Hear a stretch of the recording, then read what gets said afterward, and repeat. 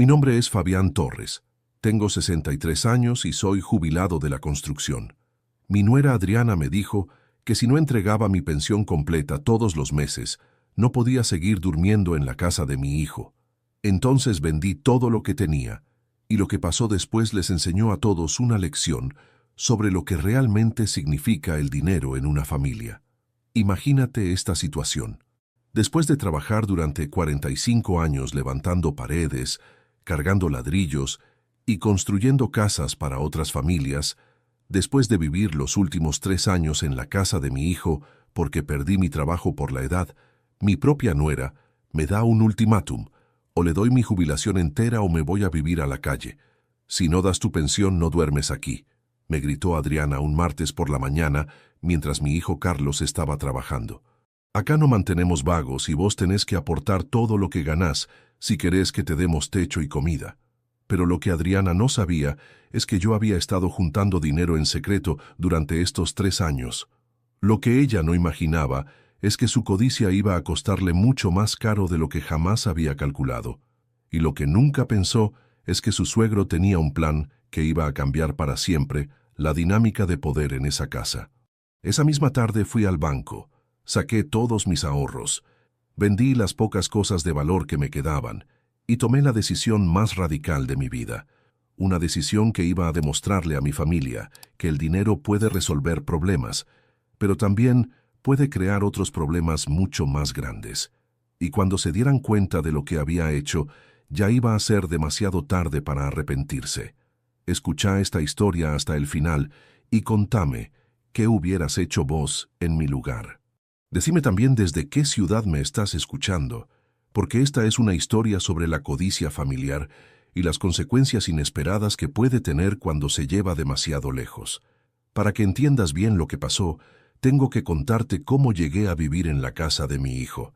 No siempre fui el abuelo que, según mi nuera, no aportaba lo suficiente a los gastos familiares. Durante 45 años trabajé en la construcción. Empecé como peón a los 18 años y terminé como capataz de obras importantes. Construí edificios, casas, fábricas, colegios. Mi trabajo era duro, pero me gustaba ver cómo de la nada surgía algo sólido, algo que iba a durar décadas. Me casé con Rosa cuando tenía 26 años. Ella trabajaba como costurera y juntos formamos una familia trabajadora de clase media. Tuvimos 3 hijos: Carlos, el mayor, después Sandra y finalmente Miguel, el menor. Rosa y yo siempre vivimos de manera austera, no porque fuéramos pobres, sino porque sabíamos que el trabajo en la construcción era inestable. Había épocas de mucho trabajo y buena paga, pero también había épocas de desempleo donde teníamos que estirar cada peso. Por eso siempre fuimos muy cuidadosos con el dinero. Rosa llevaba las cuentas de la casa como si fuera una empresa. Cada gasto estaba planificado. Cada compra era evaluada 2 veces antes de hacerse. Pero también ahorrábamos. Cada mes, sin falta, guardábamos una parte de lo que ganábamos. Los chicos crecieron en esa cultura del ahorro y el trabajo. Desde pequeños, entendieron que el dinero se ganaba con esfuerzo y que había que cuidarlo. Los 3 estudiaron con becas y trabajos de medio tiempo. Los 3 se recibieron de carreras técnicas: Carlos de técnico electromecánico, Sandra de técnica en administración, Miguel de técnico en informática. Cuando los chicos se independizaron, Rosa y yo seguimos viviendo en nuestra casa de Quilmes. Era una casa modesta pero cómoda, que habíamos comprado con un crédito hipotecario que tardamos 20 años en pagar. Rosa murió hace 8 años de un infarto súbito. Fue algo completamente inesperado. Un día estaba bien y al otro día se desplomó en la cocina mientras preparaba el desayuno. No llegó ni al hospital. Su muerte me destrozó no solo emocionalmente, sino también prácticamente. Rosa era quien manejaba todas las finanzas de la casa, quien se ocupaba de los trámites, quien organizaba todo. De repente me encontré solo, sin saber ni cómo pagar las cuentas. Los primeros años después de la muerte de Rosa fueron muy duros. Seguí trabajando en la construcción, pero ya no tenía la misma energía de antes. Los trabajos se volvían cada vez más pesados para mi edad. Los capataces más jóvenes preferían contratar obreros más jóvenes. A los 60 años, empecé a tener problemas para conseguir trabajo. Los contratistas me decían que era muy mayor para trabajos que requerían fuerza física, que ya no tenía los reflejos necesarios para trabajar en altura, que las obras modernas necesitaban gente con más agilidad. Durante 2 años viví de trabajos esporádicos, algunas refacciones menores, pequeñas obras en casas particulares, trabajos de fin de semana. Pero no era suficiente para mantener la casa y pagar todos los gastos.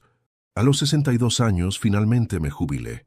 La jubilación no era mucha, pero con los ahorros que había juntado durante décadas, pensé que podía vivir tranquilo en mi casa hasta el final de mis días. Pero 1 año después de jubilarme, empezaron los problemas serios. La casa necesitaba reparaciones importantes que yo ya no podía hacer por mi cuenta y que no podía pagar con mi jubilación. El techo tenía goteras, la instalación eléctrica estaba vieja, las paredes necesitaban pintura. Además, vivir solo se me había vuelto muy difícil. No sabía cocinar como Rosa, no sabía organizar las compras, no sabía manejar las cuentas del mes. Más de una vez se me cortó la luz por no pagar a tiempo, o me quedé sin gas porque no me acordé de cargar la garrafa. Fue entonces cuando Carlos me propuso que me fuera a vivir con él y su familia. Papá me dijo, vende la casa, vení a vivir con nosotros. Adriana está de acuerdo y los chicos van a estar contentos de tener al abuelo en casa. La propuesta me tentó mucho. Carlos vivía en una casa más grande en San Martín. Tenía un buen trabajo como supervisor técnico en una fábrica y su mujer Adriana trabajaba como administrativa en una escuela. Tenían 2 hijos, Matías de 15 años y Sofía de 12. Vendí mi casa de Quilmes y me mudé con toda mi familia.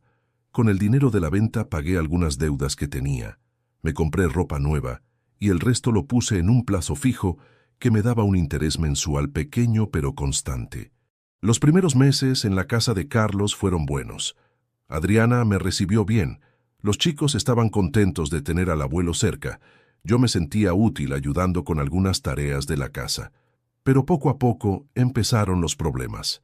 El primero fue por el espacio. La casa tenía 3 dormitorios, uno para Carlos y Adriana, uno para Matías y uno para Sofía.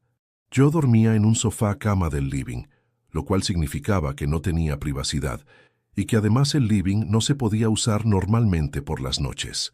Adriana empezó a quejarse de que la casa se había vuelto muy chica, de que no tenían espacio para recibir visitas, de que ella no podía mirar televisión por las noches porque yo ya estaba durmiendo. El segundo problema fue por la comida. Yo tenía costumbres alimenticias diferentes a las de la familia. Rosa me había acostumbrado a comer mucha carne, mucho asado, comidas abundantes, pero Adriana cocinaba de manera más moderna, ensaladas, pollo, pescado, porciones más chicas. Además, yo estaba acostumbrado a tomar mate todo el día y a merendar con facturas o torta. Eso significaba gastos extra en la compra semanal que Adriana empezó a resentir. El tercer problema fue por las visitas. Los fines de semana venían Sandra y Miguel con sus familias a almorzar. Eran reuniones lindas donde yo disfrutaba mucho de estar con todos mis hijos y nietos, pero para Adriana significaba más trabajo, más gastos, más desorden en la casa. Un día me dijo directamente, «Fabián, tus hijos pueden venir a visitarte, pero no podés invitarlos a almorzar acá todos los domingos. Yo no doy abasto cocinando para tanta gente». El cuarto problema, y el más importante, fue por el dinero. Durante el primer año, yo aportaba una parte de mi jubilación para los gastos de la casa. Calculamos que mis gastos de comida, servicios y uso del espacio representaban aproximadamente el 40% de mi jubilación, pero a medida que pasaba el tiempo, Adriana empezó a pedirme que aportara más. Primero el 50%, después el 60%, después el 70%. Su argumento era que los precios subían, que la casa gastaba más con una persona extra, que yo tenía que ser más consciente de lo que costaba mantenerme. «Fabián», me decía, «vos no te das cuenta de lo que gastas. La factura de luz se duplicó desde que llegaste. El gas se consume mucho más, porque te bañás todos los días y querés que la casa esté siempre caliente. La comida alcanza menos porque vos comés como si fueras un obrero de 20 años. Yo trataba de ser comprensivo. Entendía que mi presencia había cambiado la dinámica económica de la casa, pero también sabía que estaba aportando una parte importante de mis ingresos y que merecía ser tratado con respeto. El problema se agravó cuando Carlos tuvo una reducción de sueldo en la fábrica. La empresa estaba pasando por una crisis y todos los empleados tuvieron que aceptar una rebaja del 15% en sus salarios. Esa noche, Adriana y Carlos tuvieron una discusión muy fuerte sobre dinero. Yo estaba en el living, pero podía escuchar todo porque hablaban a los gritos en su dormitorio. «No llegamos a fin de mes», decía Adriana. «Con tu sueldo reducido y todos los gastos que tenemos, no podemos seguir así». «¿Qué querés que haga?», respondía Carlos. «El trabajo está así, no es culpa mía». «Tu papá tiene que aportar más», insistía Adriana. «Él cobra una jubilación entera y solo nos da una parte. Si va a vivir acá, tiene que pagar como corresponde. Pero ya está dando casi todo lo que gana», argumentaba Carlos. «Que dé todo entonces, que pague como si fuera un inquilino. Total, nosotros le damos techo, comida, compañía. Es lo mínimo que puede hacer». Al día siguiente Carlos vino a hablar conmigo. Estaba incómodo, se notaba que no quería tener esa conversación. «Papá», me dijo, «necesitamos que aumentes tu aporte mensual». «¿Cuánto más?» «Necesitamos que aportes toda tu jubilación. Adriana calculó todos los gastos y no podemos seguir subsidiándote». «¿Subsidiándome?» «Carlos, yo estoy pagando mi parte. Estoy aportando más del 70% de lo que gano». «Sí, pero no es suficiente. Los gastos aumentaron mucho.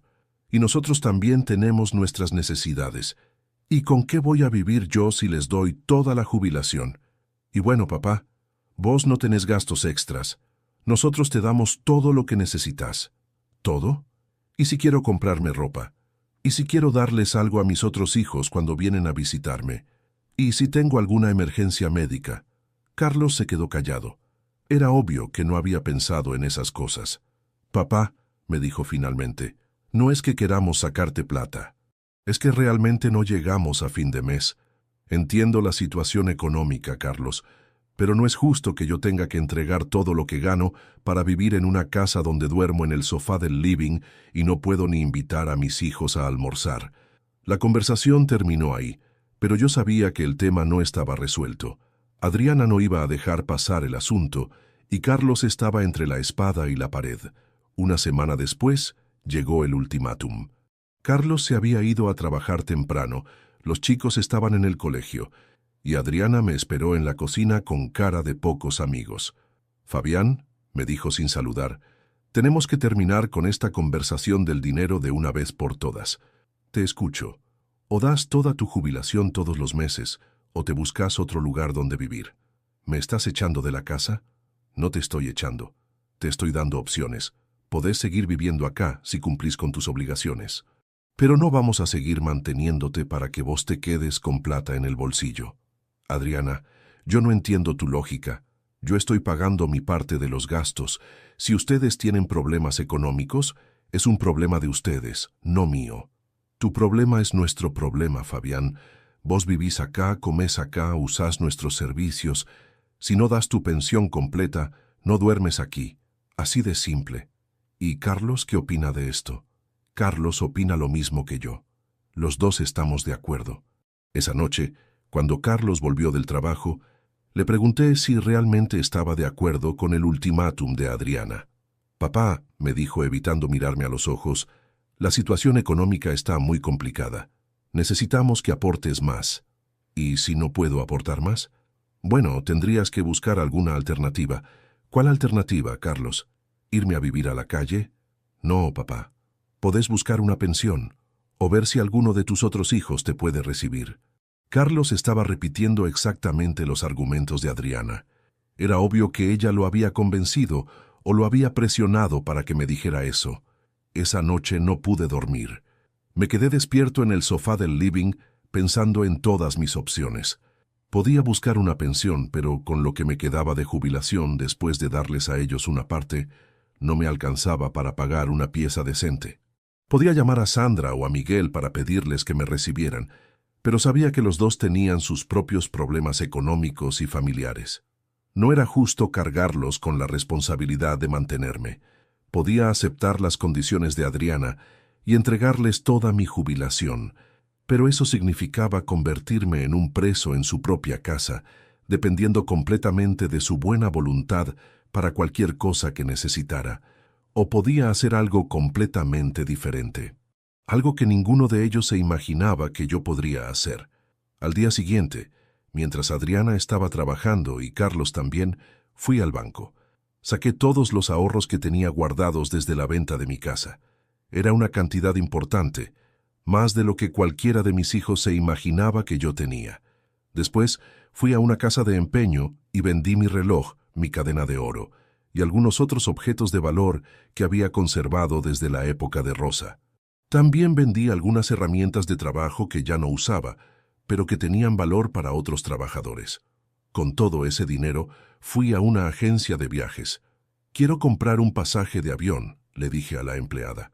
«¿A dónde quiere viajar?», me preguntó. «A España. Quiero conocer el pueblo donde nació mi abuelo». Era algo que siempre había querido hacer, pero que nunca me había animado.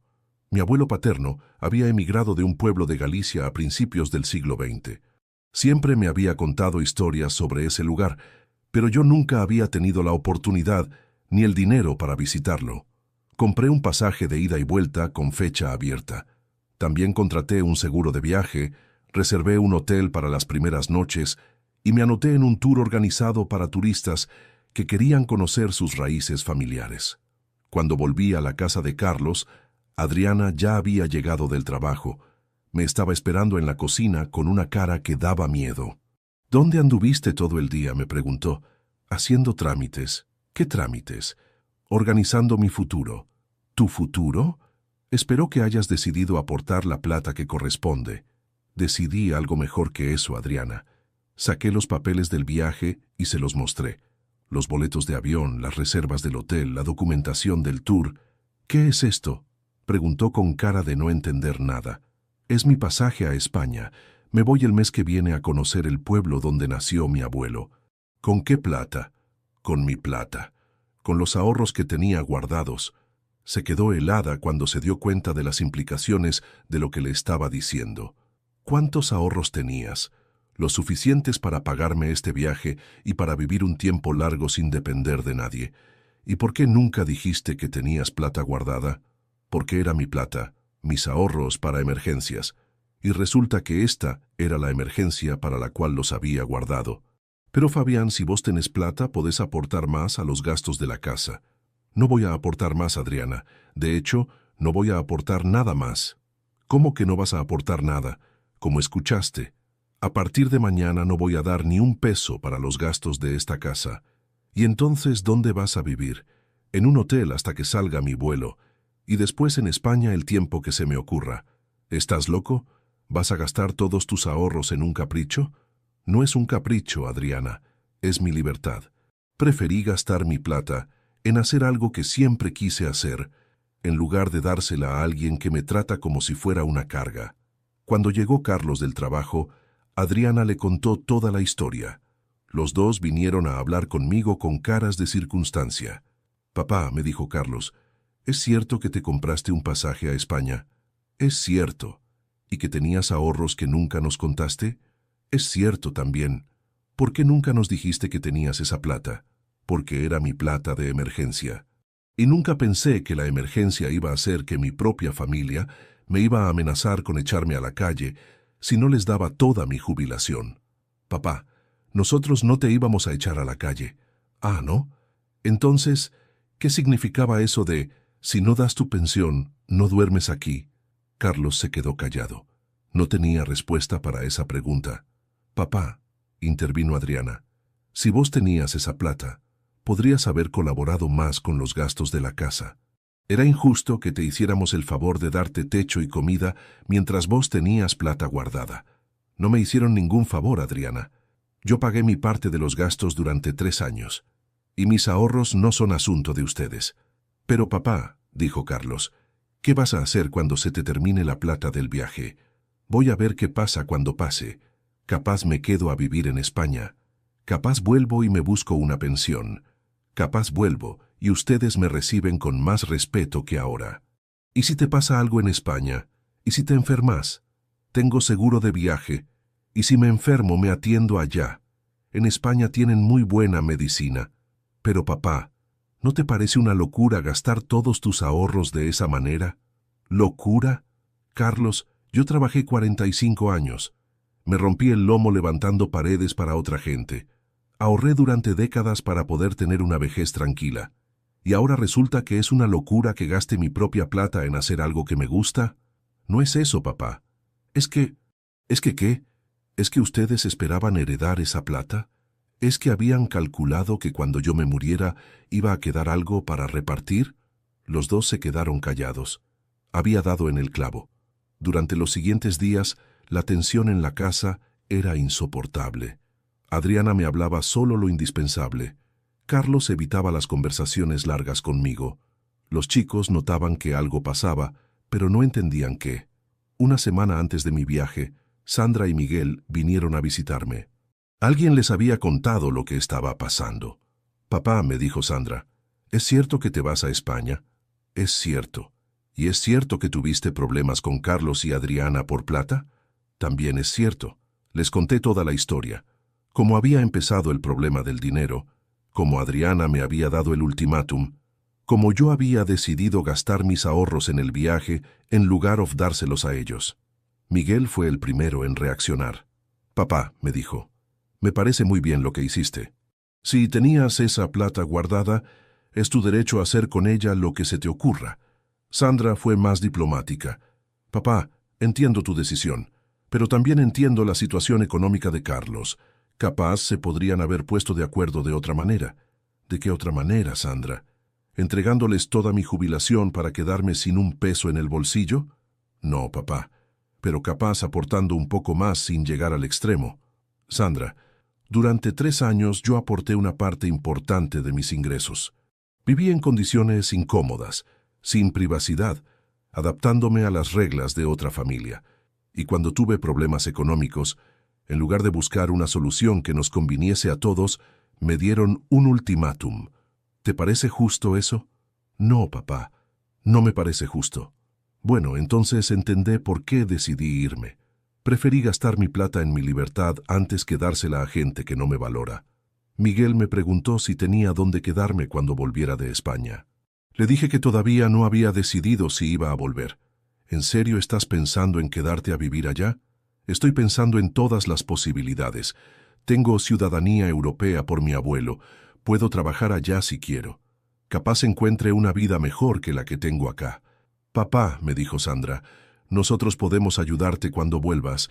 No tenés que depender de Carlos si no querés. Se los agradezco. Pero también quiero que entiendan algo. Yo no quiero ser una carga para ninguno de mis hijos. Quiero vivir de manera independiente, con mi propia plata, tomando mis propias decisiones.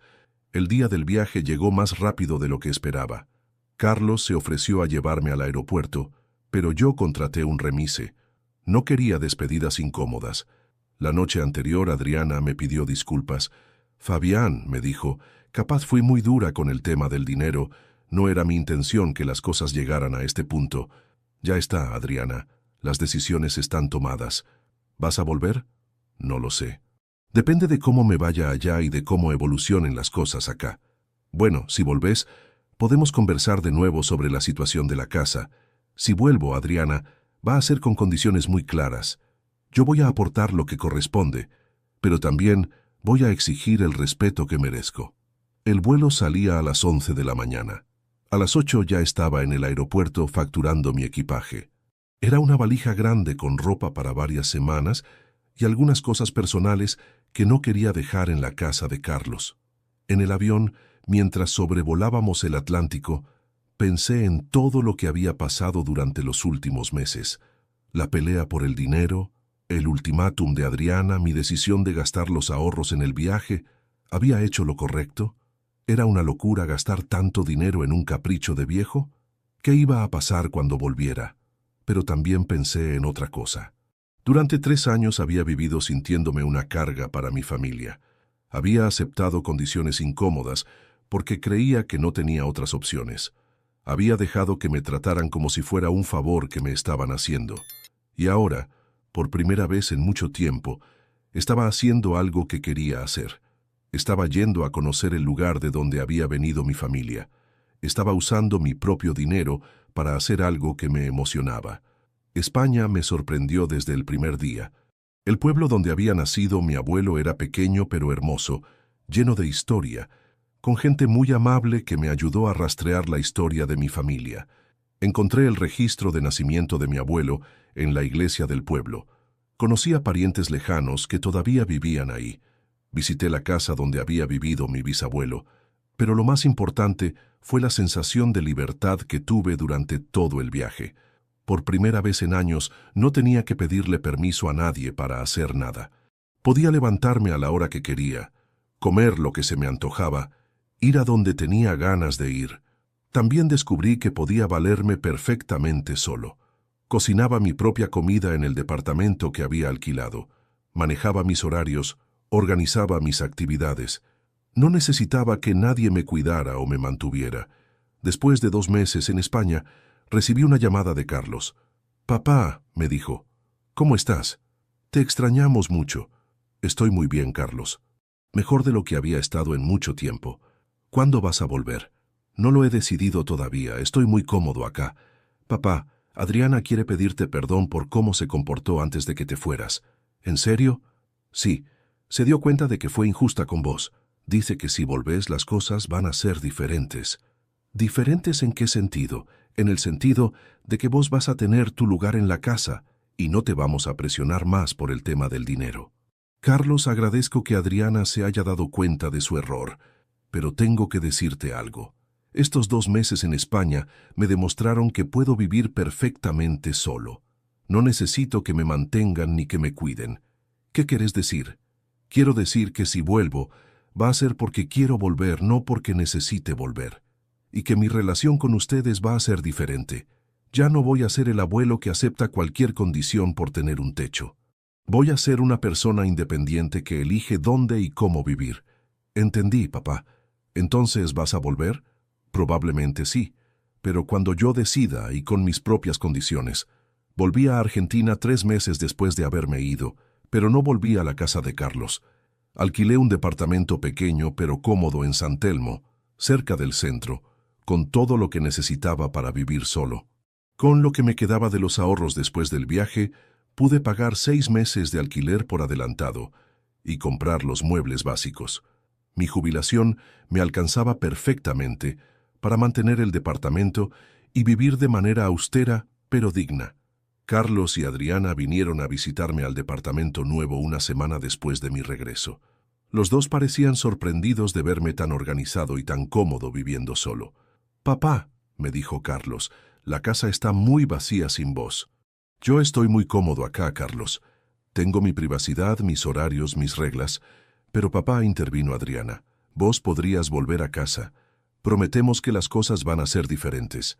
«Gracias por la oferta, Adriana, pero prefiero vivir solo. Descubrí que me gusta tener mi propio espacio». «¿Y no te sentís solo?» «No. Tengo visitas cuando quiero tenerlas, salgo cuando tengo ganas de salir, y cuando quiero estar solo, estoy solo. Es muy diferente a estar solo porque no tenés opciones». «¿Y económicamente cómo andás?» «Perfecto. Mi jubilación me alcanza para vivir de manera austera pero digna. No tengo lujos, pero tengo todo lo que necesito». Adriana se veía incómoda con la conversación. Era obvio que esperaba que yo volviera arrepentido, pidiendo que me recibieran de nuevo en su casa. «Fabián», me dijo, «nosotros reconocemos que cometimos errores antes de que te fueras. Si querés volver, podemos empezar de nuevo». «Adriana, te agradezco que reconozcas tus errores. Pero yo también aprendí algo de toda esta experiencia». «¿Qué aprendiste?» «Aprendí que puedo valerme solo. Aprendí que no necesito que nadie me mantenga. Y aprendí que es mejor vivir con dignidad propia que vivir dependiendo de la caridad de otros». «Pero papá», dijo Carlos, «la familia tiene que estar unida». «La familia unida sí, Carlos, pero con respeto mutuo, no con una parte de la familia explotando a la otra parte». «¿Explotando? Nosotros nunca te explotamos». «¿No?» Adriana me dijo que si no le daba toda mi jubilación no podía dormir en su casa. ¿Cómo le llamás vos a eso?» Carlos se quedó callado. No tenía respuesta. «Papá», intervino Adriana. Capaz me expresé mal. Lo que quería decir es que necesitábamos que aportaras más, porque la situación